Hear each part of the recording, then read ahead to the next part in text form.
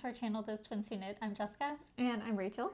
And today we're going to be talking about all of our fall knitting plans. So it is still 95 degrees Fahrenheit outside. It's definitely still summer, but we are over summer knits. We're ready to move on. We're here for the sweaters and cardigans. Yes, and we're ready for warm, cozy things and wool and mohair and all those like cozy fibers.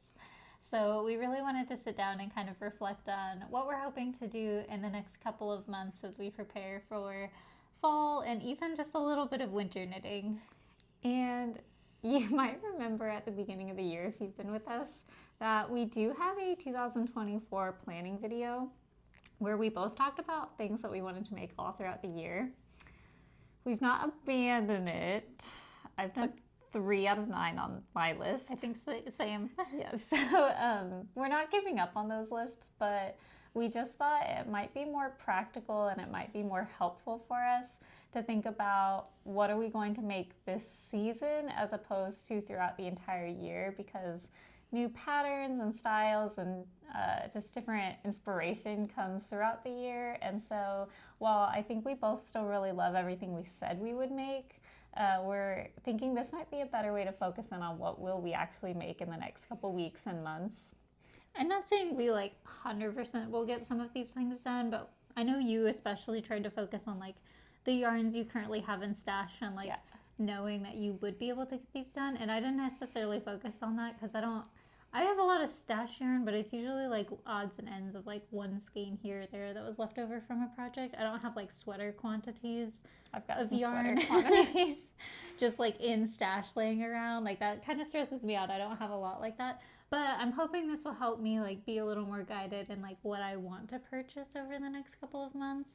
And we do have the Casey Yarn Call coming up. So that's been something that we've been thinking about, is like kind of making a plan as we go into that event of knowing like here are the patterns that I specifically want to make. So if we happen to fall in love with a yarn that fits that gauge, you know, it's like the universe will have aligned and it will be great to pick those up. Yes. And for the sake of simplicity, I guess, we are going to count fall as September, October, November. And then should we find that we like this format, like planning about 3 months at a time as opposed to a whole year, maybe we would do a winter, which would be like December, January, February. I just feel like that makes a little bit more sense. Yeah. I feel like that'll give me time to like, because you know how like sometimes a pattern will come out or like a pattern will just catch your attention where you're like, I'm so excited to work on that like right now. Whereas sometimes there's things that have been in my like queue of things that I want to make, but they've been there so long that it doesn't feel like that like same level of excitement is there. And it's not that I don't want to make it and not that I like wouldn't be excited to work on it, but sometimes when something is like fresh in your mind for whatever reason, it's just more exciting. So speaking of fall, I feel like we both did some deep cuts in our closet to find very fall-inspired sweaters. Do you want to talk about what you're wearing first? Yeah, this is one, I don't even remember what year I made it. It's probably 4 or 5 years ago at this point I made this, but it is the Jesper sweater by Julie Hoover. And I used the yarn Tynn by Woolfolk, which is one of their fingering weight yarns. And I absolutely love it. It is like the softest yarn you'll ever feel in your entire life. It does pill a lot though, so like that is something to be aware of going into it, but it's so soft. Like it feels like cashmere even though it's not. And I do love this sweater because it has, I don't know how well you'll be able to see it on camera, but it has like these like crisscross diamonds. So it just feels very almost like academic, like back to school, which reminds me of fall. I'm back to school now. Oh, I say that sadly. It's good. I love my job, but there's something very sweet about having so much time in the summer. I would love summer break more. I'm a teacher. I don't know if everybody knows that, but so yes, I'm back to school. I feel that. Well, this is a sweater that I do love, and I used to wear it to work all the time because it's just a very easy sweater to throw on with like jeans, because I work in a jeans casual environment, or it looks good with like dress pants or skirts or anything, so it's just like an easy sweater to throw on. One of my cats though has snagged it Your hair I think probably covers it. Yeah, like somewhere over here ish. I don't know. You probably won't be able to see it on camera. I think you're the only one that Yeah, it's not noticeable at all, but it bothers me that they snagged it. And it snagged it where like one of the stitches broke, and so I had to tack down the live stitches. And I did an okay job. It's not great. It's not horrible. But it kind of bothers me. So one of these days I need to figure out how to mend that a little bit better. I think you did a good job with what you knew at the time. Yeah. Because it's been a while. Yeah. Yeah. It was beautiful. Yeah. I say one of my cats. I know which one it was. But yeah, we love him now. Mine is the Laceleaf Pullover by Alejandra Graterol, I think. And it is a Brooklyn Tweed pattern. I think I cast this on like maybe the weekend it came out. Like as soon as I saw this pattern, I was just in love. I think that this is the most beautiful lace motif, and I really like lace knitting, and so I just really gravitated to this pattern. Unfortunately for this particular sweater, this was really before I had grown in my knitting journey. I feel like I probably didn't swatch for this, and I know that my gauge is, actually I know I didn't swatch for this, why am I pretending? My gauge was a little bit tight, not like crazy tight compared to the recommended gauge, but I know it was a little bit smaller. And I also didn't really know where I liked my positive ease to be in terms of sweaters. And so I don't know exactly what the positive ease on this is, but I know it's not a lot. Like the arms are very tight. Not like uncomfortable, but definitely not what I would want for myself now. Normally now I look for at least 6 inches of positive ease, and I know this does not have this. So I've actually re-knit this since in a larger gauge and a bigger size, and I love that sweater, but this just felt like a fall color. So I put this one on today. And this one is a bottom up construction, which is a little bit different from a lot of the sweaters that I've knit before. I think this might have been my first bottom up construction in terms of like, you knit in the round through the body, you knit the sleeves, and then connect them to create the yoke. So that was kind of a fun experience for me. You know, I've knit that sweater too, and while I think your gauge was a little tight, I know I gauge swatched for mine because You were better than me. Well, it was like more recent than when you make yours, and it didn't have a ton of positive ease, so I think your gauge maybe, but like I don't think it's meant. I don't think it was significantly I'll off have or to anything. go back and look at what the recommended positive ease was, because I really don't think that I know or looked at the time. I think at this point in my life, I was like, I'm a small, I'll knit a small, or you know what I mean? Like I wasn't thinking about it other than the way that you would probably go into a store and buy clothes, versus now I know so much more about like what my measurements are and what I prefer out of And clothes. the importance of gauge. And the importance of gauge. We've learned a lot since we've grown. But you know, you have to do it to learn, so that's fine. Yep. And we're still wearing her. She's great. So, and very appropriate for fall today, I think. Yes. So, let's start on actual plans. I think there is one that we have in common for sure, and it's one that I've already started on. So I talked about it in the last podcast quite a bit. If you're interested in hearing more about my like initial thoughts as I started knitting it, but I've already started the book club cardigan, and I know you have yarn for the book club cardigan, so we're both adding that to our list. It's a beautiful pattern by Sari Nordlund that just has all over cables of this cardigan, and it's got like a V shape with double ribbing all along the button band. And one of the things that I was really excited about with this pattern is that the pocket is like integrated into the sweater. So a lot of times I think pockets are like, you know, just squares that you knit up and then you just like tack it onto the sweater. And that looks good, and I like that, and I'm still gonna make sweaters that or like cardigans that incorporate that.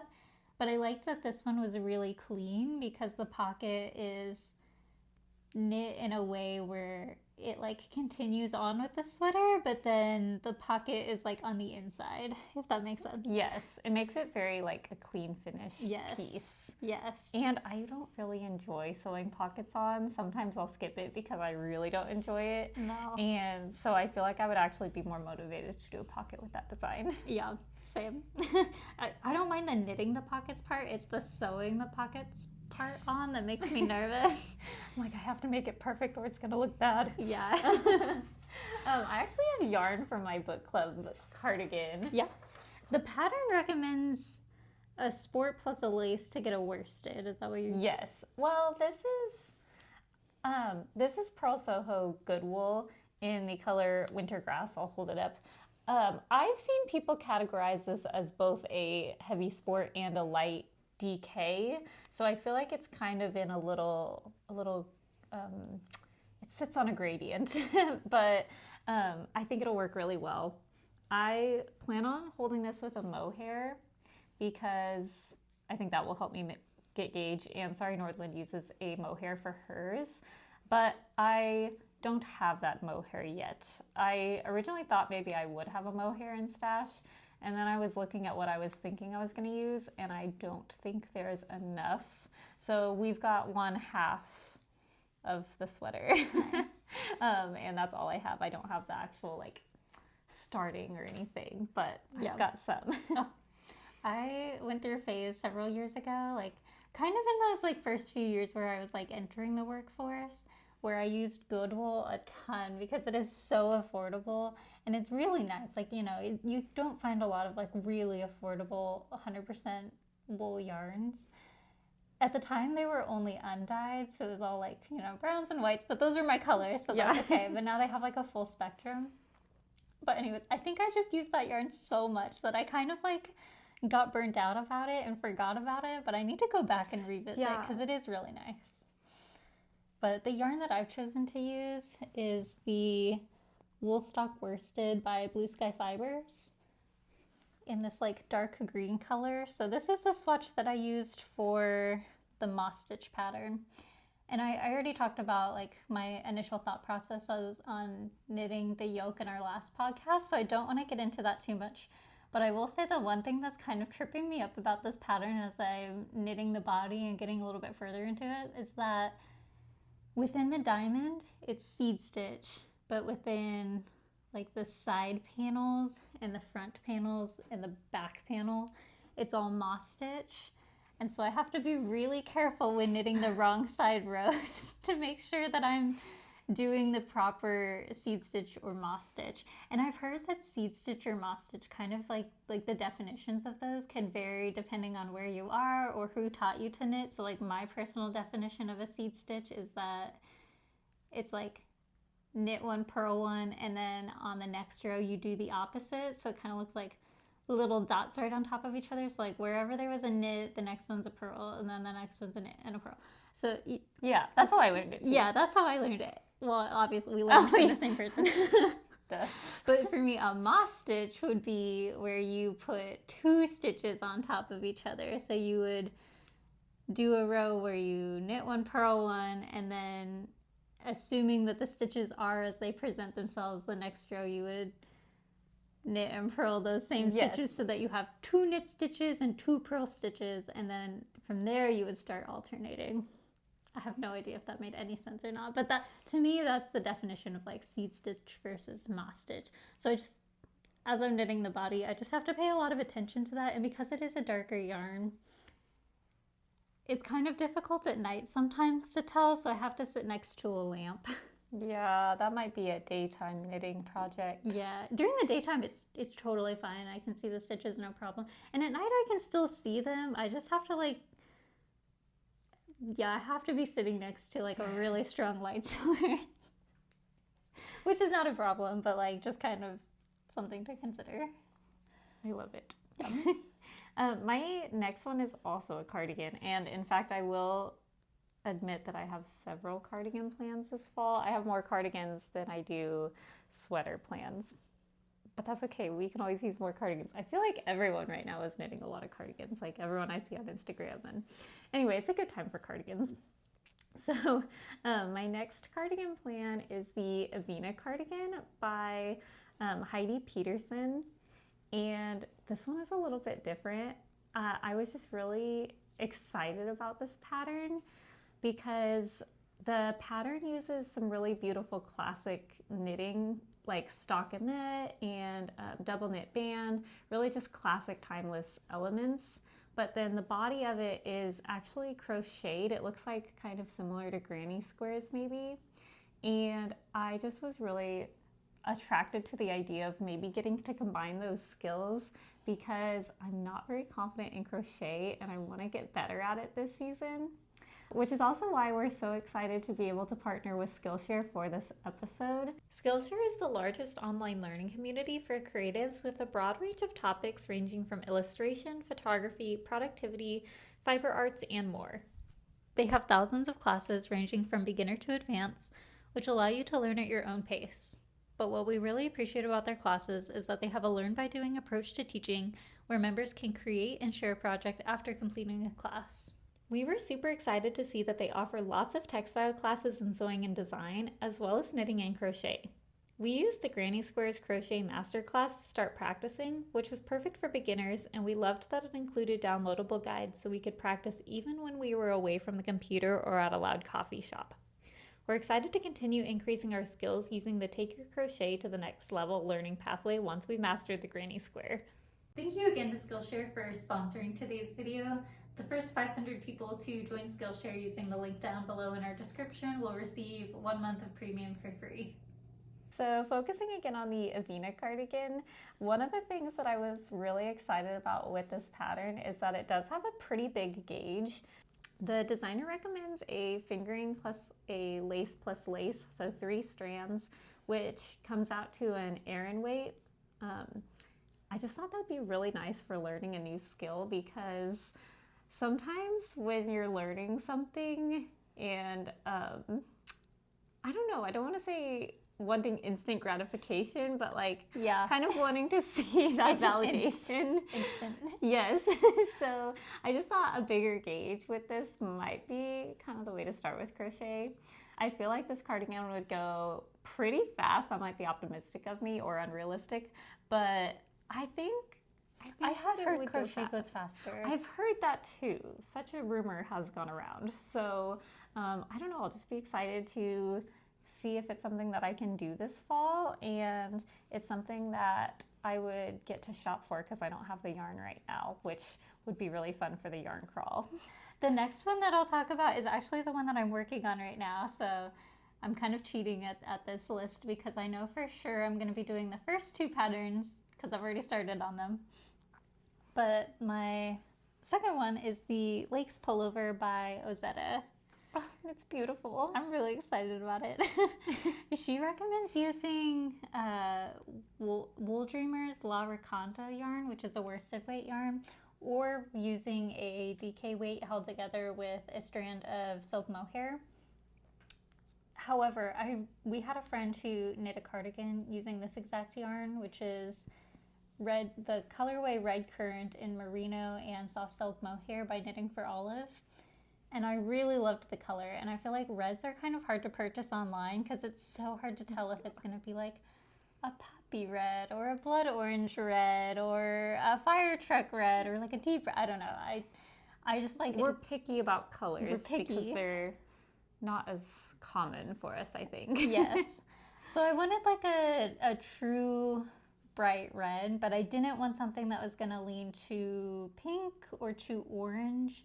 And so since she had used this yarn, I really wanted to use the Knitting for Olive Red Currant colorway. And I probably could have just used heavy merino held single because that usually gives me a worsted weight gauge.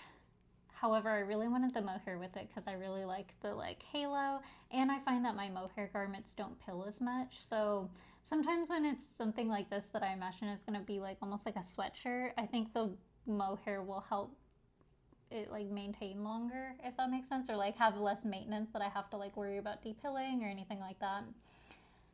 So I really wanted to use that. So I didn't want to use the heavy merino by itself. I was scared if I added a mohair then I would get an Aran weight and it would be too dense, but I didn't think that the merino by itself held together with a silk mohair would be thick enough, because I think that would give me like a DK weight gauge.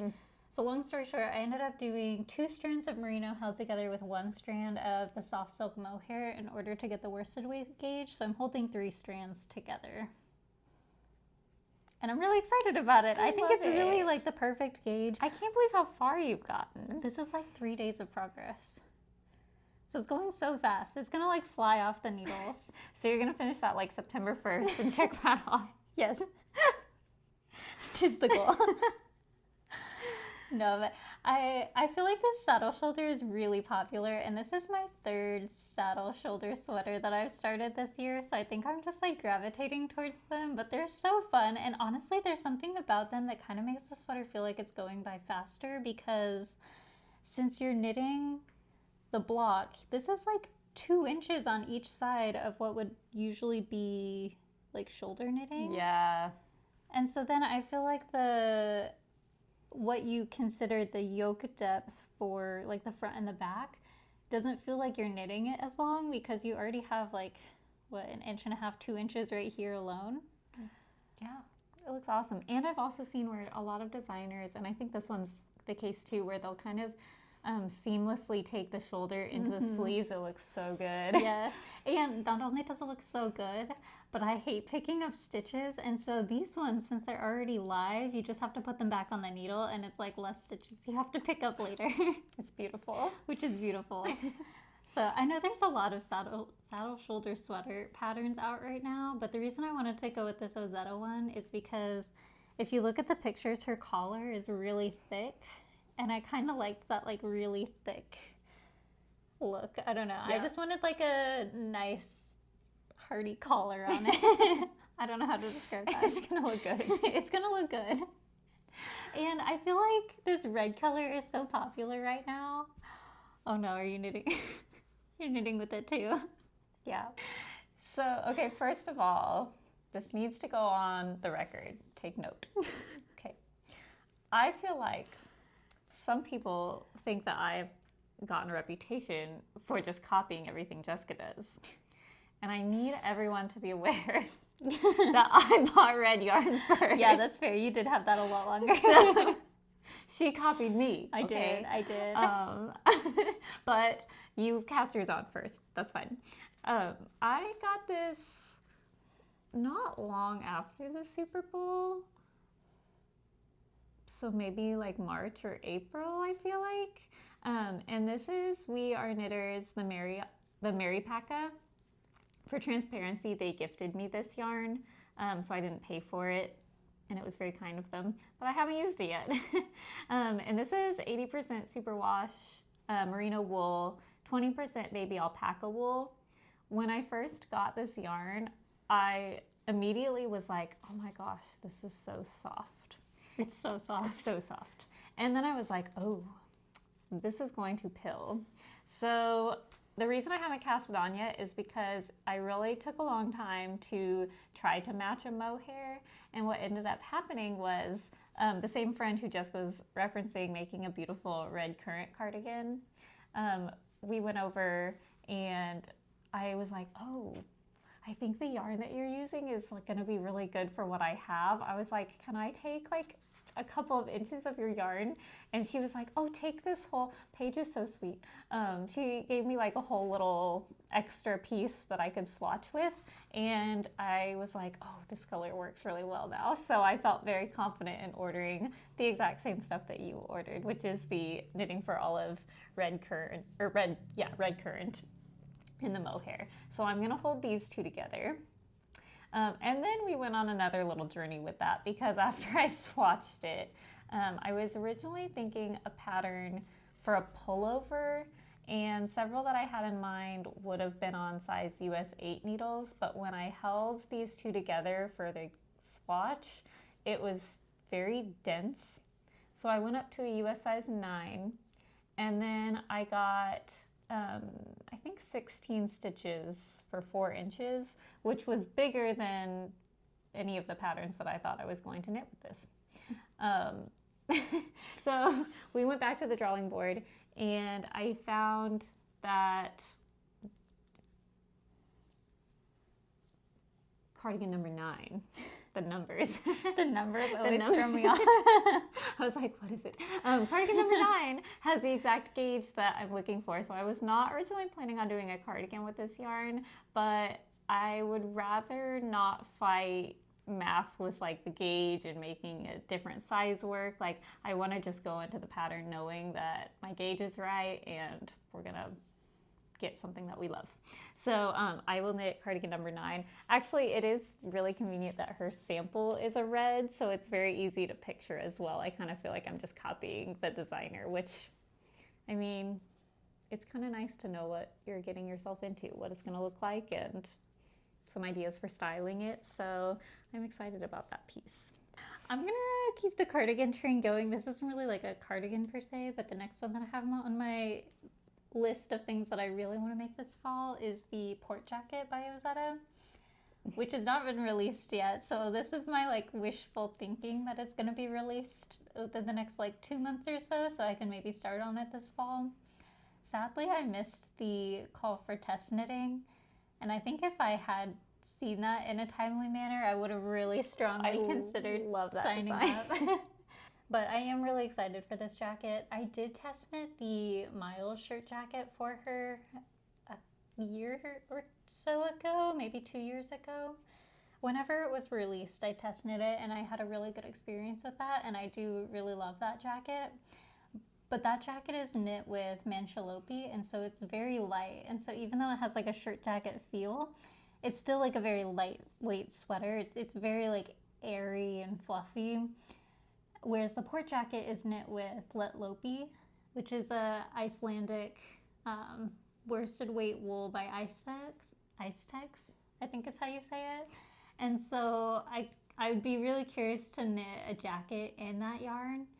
I have knit a sweater in that yarn, and while I absolutely love the sweater, like I think it's absolutely beautiful, the yarn is very rustic, and so it's not necessarily something that I want close to my skin. But with a jacket, I imagine I'd always be putting it over something. Like I'd always be wearing like a t-shirt or even like a lighter sweater underneath it, and then I'd be layering this on top of it. Almost like outerwear. Yeah. So I think the yarn would be absolutely perfect for that. It's very affordable. It comes in so many colors. The like jacket is just absolutely beautiful. I fell in love with this jacket, and I'm really bummed that I have to wait to get started on it. I wish I had seen the test call to at least be able to view like the recommended yardage, because I feel like most designers do put that in their like test knitting form, so that way folks can like dive their stash. So I'm like, oh, I wish I had seen what the recommended yarn was so I could like order it and start the second this comes out, but I don't think I'm gonna be able to do that. It'll be worth the wait. Yeah. I really do like that design too. Yeah. So this one's a very heavy, like I hope to get to it this fall, but there's a lot of variables that might be working against me, so we'll see. I also have kind of a jacket, I have a jacket on the needles, and this is the one that I am farthest along on. It's what I'm working on right now. So I have started on jacket number 2, which is also a My Favorite Things Knitwear. This is the back to show off the beautiful cables here. But it is actually a cardigan. Not to talk too in depth because I'll save it for podcasts, but you might notice that I have it on needles right now because I did kind of get afraid that I might be playing yarn chicken. So I'm doing the sleeves just to make sure I have enough, but I think it'll be okay. This pattern just came out and I really just thought the cables were beautiful, and I did something a little maybe not recommended because I'm going at a very different weight than she recommends. I saw pictures of this design before it was released, and in my head this was a bulky pattern, and so I already kind of had it in my mind that I was going to use Cascade Eco Merino, which is a pretty, I don't know if it's a full bulky or if it's Aran to bulky, but it's definitely kind of a thicker yarn. It's recommended for US 9 to 10. I really like that yarn. It's a pretty affordable one. It's about as big as I like to go engage because I think anything else hurts my hands, but I had it. I wanted to use it. And so I kind of decided that this yarn was going to be with this pattern before I looked at the gauge or anything like that. So the actual pattern recommendations are for, I think it's Issei or Jensen. It is definitely a DK yarn held with a mohair, which creates probably a worsted. And mine is a little bit denser than that. But honestly, I think that it looks good so far. I got gauge. I know that. And I don't feel like it is crazy dense. It doesn't feel crazy dense. Yeah, so... Does it hurt your hands when working on it, though?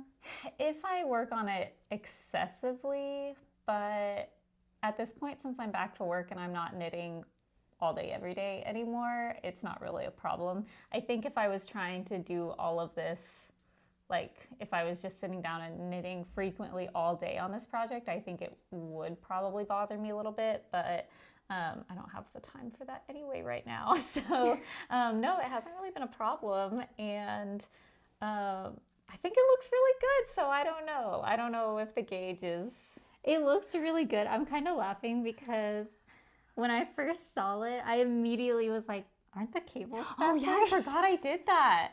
Yeah, I switched the cables and Jessica called me out. I didn't think anybody would notice. Because yours are all, as you're knitting, yours are all right-leaning. Yes. Yeah. I just think my right-leaning cables are a little tiny bit neater than my left-leaning, and I thought, why not? So I can imagine it would be an issue in the pattern, but have you run into anything? No, there's a couple of places where there's increases where I had to change a little bit, but it was not a major thing, and it only happened, I think, twice. So no big deal. And yeah, now we're pretty far along. We have for sure plans to finish this, hopefully in September, honestly. So we're liking how she's turning out. So yeah, another cardigan in my plans. Well, next on my list is the Esther sweater by PetiteKnit, which is probably not going to be any surprise since it's super textury and I absolutely love a good textured sweater. So it kind of reminds me of the way that like the Storm sweater by the same designer is knit, in that the design just comes from knits and purls and alternating those in like a designer pattern, but rather than doing it in like horizontal striped chunks, it's more of like an all over motif that has this texture. So she recommends using Jensen by Issei, actually held together with their silk mohair, or Peer Gint by Sandisgarn held together with their Tynn silk mohair. So like a DK plus a mohair. So I'm really on the fence about what I want to do. Like, I know I want to make this sweater. I do have my artisan cardigan that I knit last winter that I think is absolutely beautiful, and I really love this sweater. However, the color is very similar to my champagne cardigan. And because the champagne cardigan is all stockinette, it's just a little simpler, it's easier to style, so I don't find myself wearing the artisan cardigan very much.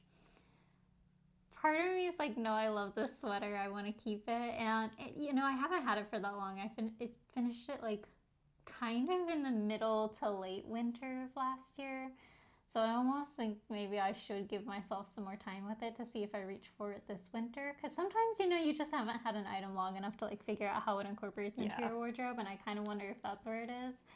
But part of me is also like, dang, this yarn would be really pretty knit up in the Esther pullover, and I think I would for sure reach for that. But part of me also really loves the artisan cardigan that I'm referring to is knit with almond, the colorway almond, in the yarn Double Sunday and Tynn silk mohair by Sandisgarn. So it's definitely like a creamier, like a dark creamy color, not a dark creamy, but it's not like a subtle creamy. It's like it's like a very creamy color. And part of me really likes that the one that PetiteKnit uses is like a lighter creamy color. It's more like an ivory, if that makes sense. So I do really love her version. So I'm very on the fence as to if I want to order new yarn or like purchase new yarn for it, or if I want to frog this cardigan and use that yarn. I don't know. It's a tough call. It's a tough call. I do like that cardigan. I do really love the card. It's so beautiful, and like The thing is, even if I frog it, I still won't be mad about it because I loved knitting that sweater so much. Like, it was just...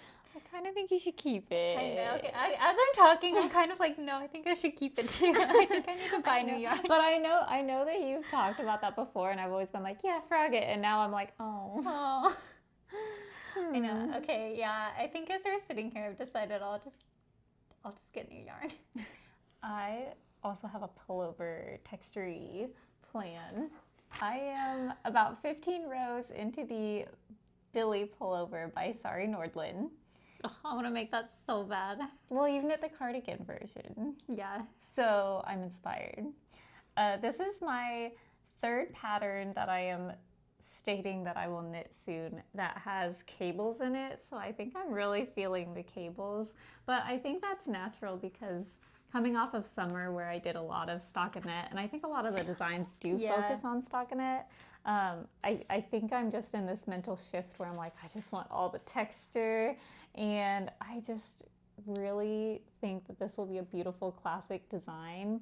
And I think that it's going to be, not that this is like the most important thing or something that I focus on all the time, but I think it's going to be an impressive knit. Like, I want to be able to look at this and be like, wow, I made that, because I feel like that's what I feel like when I look at yours. Like, I'm like, wow, you made that cardigan. Like, that's so impressive. There's something fun about, like, I don't know, getting to the end of a bigger project. And, like, even though, yeah, we knit a lot of sweaters, like, something about a cable knit is, like... It's just classic. Yeah, and it's classic and beautiful, and you have to put a little more thought and effort into it, and there's something really nice about that. So for this pattern, it is a raglan, which I really like. I looked at several other cable pullovers and sweaters, and there are several on my list that I would love to get to, but I picked this one specifically because I liked the idea of having a raglan, less, you know, going back and forth. There were some short rows, so there was a little bit of like wrong side, but for the most part, we're always on the right side. And I think it's a little bit easier to try things on as you go. And when you're putting so much effort into all those cables, you kind of want it to fit at the end. So that's why I picked this piece. I'm knitting the second size for a slightly oversized fit compared to what she recommends, just because I feel like some of them, maybe with the cables cinching in, look a little bit tight, and I want, again, something kind of looser. And it doesn't look like much right now because, again, I'm only 15 rows in, but eventually she will look like something. So, and I am using the same yarn that you're using for your book club cardigan for this. Nice. So this is Blue Sky Fibers Woolstok worsted, just in a different color. And I've had this yarn forever. I don't even remember what I bought it for, but I will probably have a lot of extra and maybe be able to make a vest out of it too. Because I think that I've got 5 or 6 skeins of this, and I think I only need 3. Yeah, I think I used 3 exactly for my cardigan. So you're probably like really good in the same boat. Sorry, I was picking, there's like little flicks of red. It's the red mohair from the... Yeah. I was like, oh no, did I get some on it? No, that's probably mine. Yeah. So, no, that's beautiful. I really want to make that. Yeah, I am very excited. And this was on my original 2024 goals. So I feel good that I'm actually doing one of those this season. So yeah. Yep. Well, the last one that I had on my list that I'm hoping to get around to this fall is another one that I have not ordered yarn for, but it's one that I'm going to be on the lookout for as we go yarn shopping here in the near future. And that is the Northern Augustins number 4 sweater. And I kind of want to make this as a Christmas sweater. So I know it's not designed as a Christmas sweater, but there's something about the yoke. So the scallops up here remind me of like a Christmas tree skirt. And then the bows remind me of presents. And so I think I could make this as a Christmas sweater this year. And then depending on like the color of the body, I feel like it would translate really well into Valentine's Day too. So not that I want to make like a sweater that I only wear 2 days of the year, because I think it's like subtle enough that I can still wear it in other seasons. But like I do think it would be really cute, especially for like the Christmas parties that we have coming up in December. Yes. And last year I really loved the sweater that I made for Christmas. So I do want to make another one. So I know that feels weird to kind of add into like a fall knitting plan, but I'm picturing this being like a November sweater because I don't want to stress myself out trying to finish it in December leading up to all the parties. Like I want to be sure that I have time to work on it in like a nice leisurely pace, at whatever pace I want to go, you know, and then have time to like block it and make sure it's good.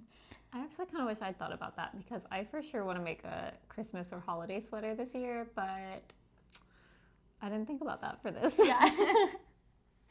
I don't think I mentioned the designer, but it's Anne-Sophie Velling. I think she goes by Augustins DK on like Instagram and her website and stuff like that. So I was scrolling through her website to find like information about this pattern, and I guess I didn't realize that her color work pattern, she tends to prefix with northern. So that's kind of why this is like Northern Augustins number 4, I think, was kind of how I was interpreting it.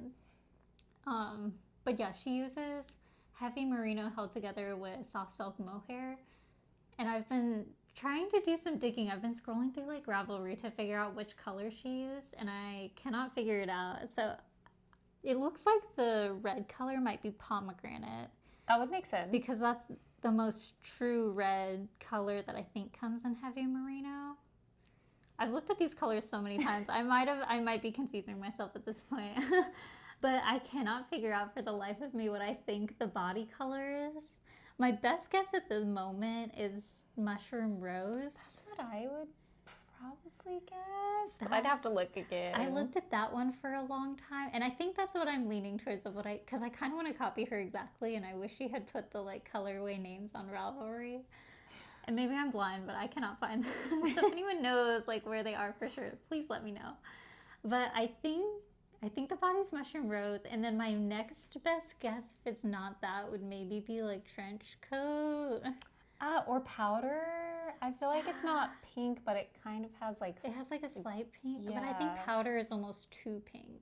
Powder, when I used powder before, was more pink than the website showed. Yeah. And see, this picture doesn't look like like it looks like a beige that has a tint of pink, maybe like pink undertones. Yes. To be honest, though, like if I can't figure, I think I'm leaning towards mushroom rose because I do kind of want to use the recommended yarn. It's fairly affordable. It's pretty easy to access. A lot of stores carry knitting for olive, so I think that's what I'm leaning towards using. But I want to lean towards more beige than pink because I just don't find myself reaching for pink a lot. I have like one pink sweater and I never wear it, so I don't want to like add to that. I'd rather it be like a body of beige with pops of red. Yeah, I think that would look nice. And I feel like if I wanted to make it really Christmassy, I could do the scallops green and then the bows red. But I do kind of like that it's all red, so I might stick to that. And then I can always accessorize with like a little green scarf or a green headband or something to like make it extra Christmassy if I decide to make this as my Christmas sweater. But that's really what I'm leaning towards. I love it. I've got one more, and it's also a sweater, but it is simple. Let me grab my yarn. I am planning on knitting a sweater that you have talked at length about and maybe talked me into, which is the Monday sweater by PetiteKnit. It is a very simple stockinette raglan that I think you just get a lot of wear out of because it's so simple. Mm-hmm. And I've had these yarns in my stash for long enough. I thought, let's do it together. The yarn and the pattern, we're just gonna combine. And so this is Knitting for Olive. I feel like we have a lot of Knitting for Olive this season. In the color Camel. So I'll hold this up. It's kind of a caramely brown. I feel like the camera gives it a little bit cooler vibe than what it's reading for me, I think. And then it is going to be paired with Knitting for Olive, Caramel Mohair.